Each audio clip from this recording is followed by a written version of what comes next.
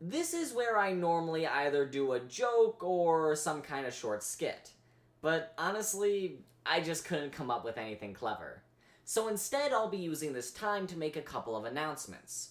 First of all, the name of today's anime, World End, What Do You Do at the End of the World, Are You Busy, Will You Come Save Us, is so ridiculously long that I'll be shortening it to just World End for the sake of your time and my sanity.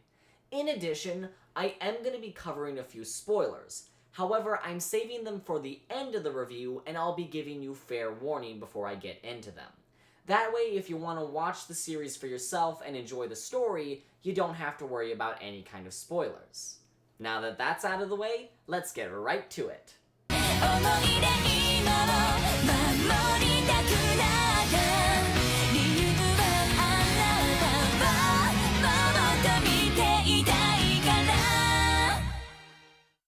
Hello, I'm Jacob Chimera, and welcome to the Anime Lookback at Spring 2017. World End was an anime I originally had high hopes for. I heard a lot of really good buzz about it from people in the anime community who were familiar with the source material. Plus, I thought that the poster looked pretty cool.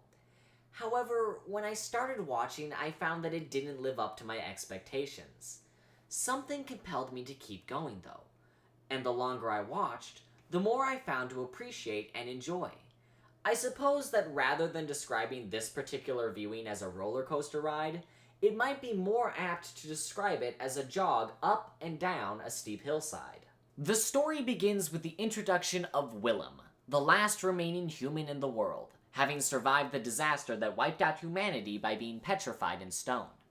All civilized life that is left, trolls, goblins, and the beast races, now live on floating islands far above the surface inhabited by horrifying, unkillable monsters.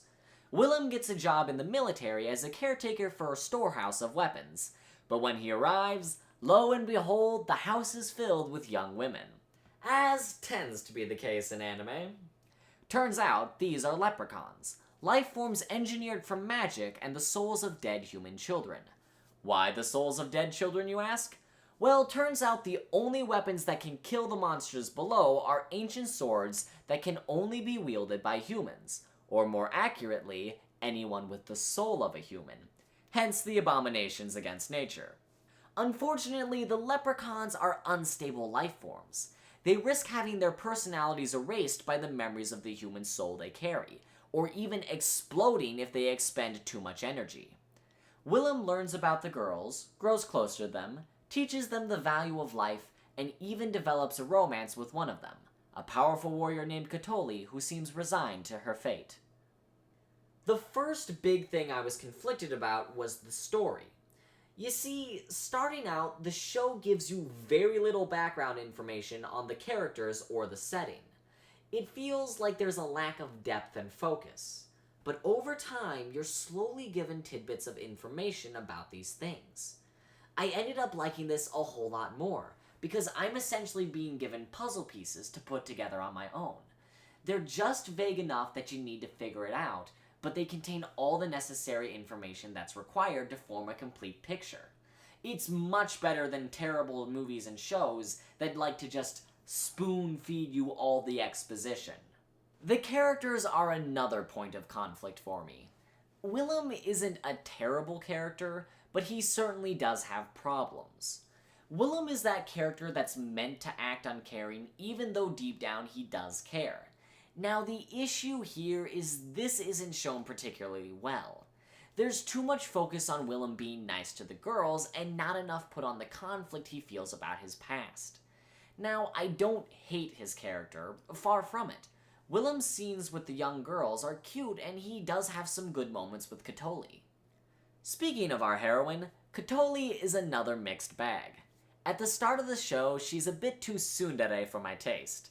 She constantly expresses interest in Willem, only to immediately be angry at him for no reason. Thankfully, she does lose that side of her personality later in the show as the romance progresses. The transition of Katoli becoming more mature as her relationship becomes more serious is done fairly well. The rest of the cast are pretty much par for the course. Most of the little girls at the warehouse, even the ones that are given names, are pretty much just there to be cute. The one exception is Tiat.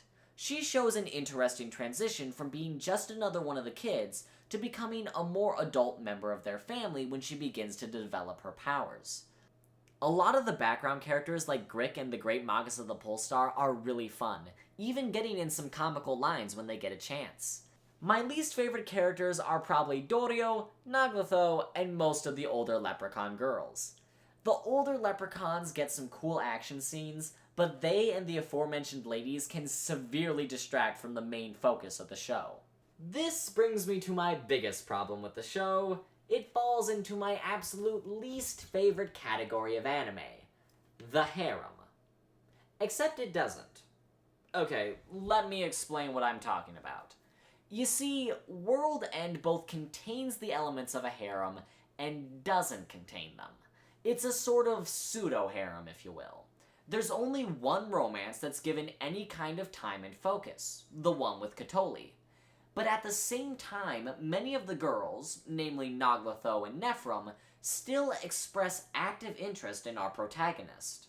There's no real reason for this because the show makes it very clear that the only girl that Willem cares about is Katoli. It's the only romance that gets any attention, and by extension, it is the only one the audience can become invested in.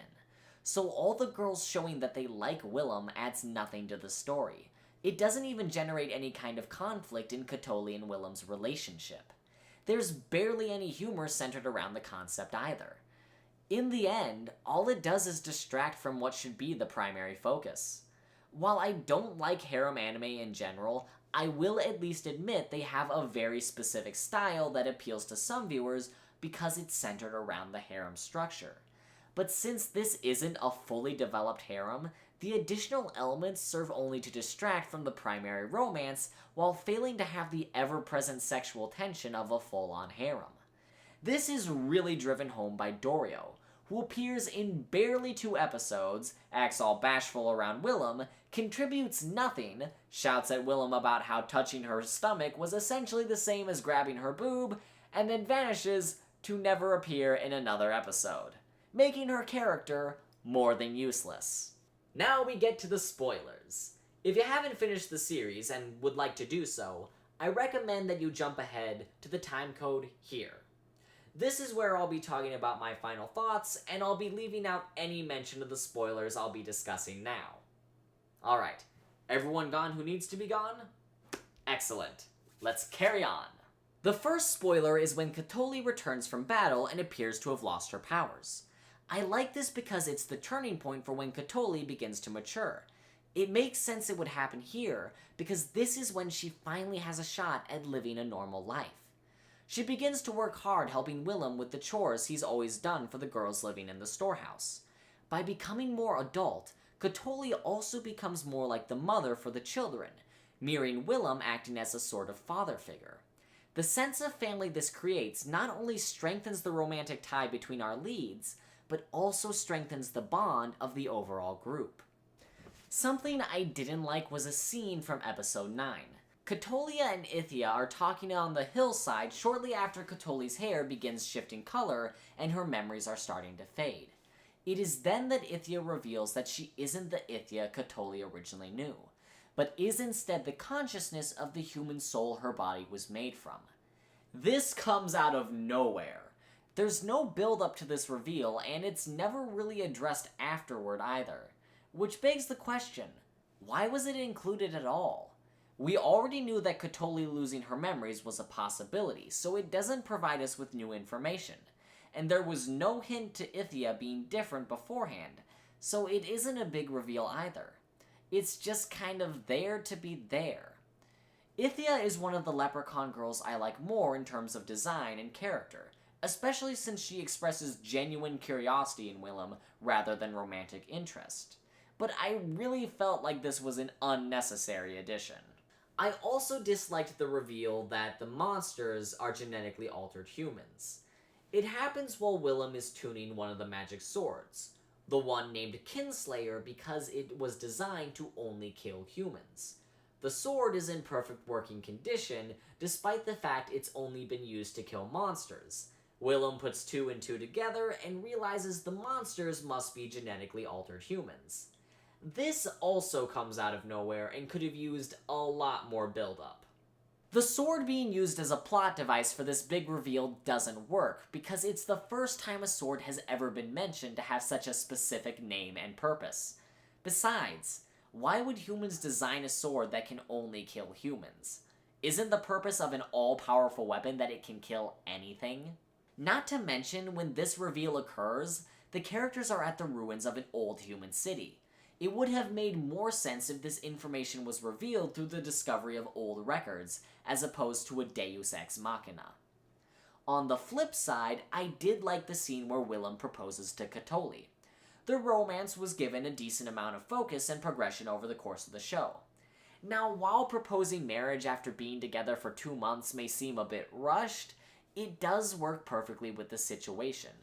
Willem is in a state of emotional distress. He's been worried about Katoli and losing her memories for weeks, and it seems that he has finally found a solution. In addition, he had just had a startling revelation.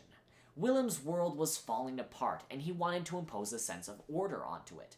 So he did the one thing he could: propose. Besides, it's nice to see a couple in anime reach a serious point in their relationship, since so many only ever get to the hand-holding stage. The final episode was a strong finish, though I will say there are a few moments I'm not entirely sure how to classify, like how they placed Skabara Fair under the final fight, the same song they played when Willem and Katoli first met. I'm torn between calling this clever or cliché. However, the shot of Katoli before she plunges out of the airship is definitely brilliant. She walks to the edge of the airship, hair whipping around, and you can make out just a few strands of blue among the red. Then, just before she plunges into the fight, the blue winks out. It's subtle yet wonderfully effective. The action itself is cool, and the final scene adds a sense of ambiguity. It's unclear if any of the three who end up on the ground actually survive. Judging from one of the last shots showing the 2 ripples in the Great Magus' pool, meaning the magic detects 2 people's pulses, I would presume that either one of them is dead, or perhaps with her godly soul, Katoli doesn't have a pulse anymore. If Katoli didn't die, she at least lost her old personality, and Willem needs to learn how to deal with that emotionally. On the other hand, if Katoli is dead, it works perfectly. Unlike many bad movies and television shows, Katoli's death was not done for shock value. It was built up and alluded to since the very beginning of the anime. You could argue the entire point of this story was that Katoli needed to learn the value of her own life, so that when she sacrificed it, there would be meaning to the act. She even says that she can make that sacrifice because she understands what it means to be happy. It's sad, but effective. WorldEnd is an anime I can solidly call okay. There was so much about it that I liked, disliked, but came to dislike, and disliked but came to like. Yeah, in case you haven't noticed, I have a lot of conflicting feelings about this one. I can't even definitively recommend or not recommend it. Because of the characters and stories, it does take a while to warm up to. But if this sounds like your cup of tea, you could easily end up enjoying it. To conclude, the only thing I can really say about this anime is... I don't know, man. I don't know.